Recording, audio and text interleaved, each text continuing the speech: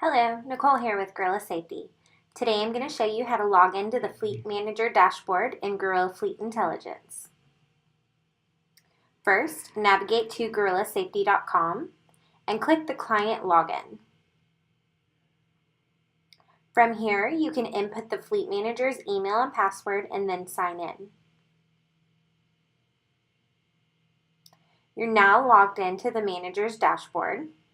You can see the menu is on the left-hand side where you have access to your logs, users, vehicles, accidents, repair and maintenance, and many more options. On the bottom, you can see your driver's status, alerts, driver's logs, potential violations, and any accidents.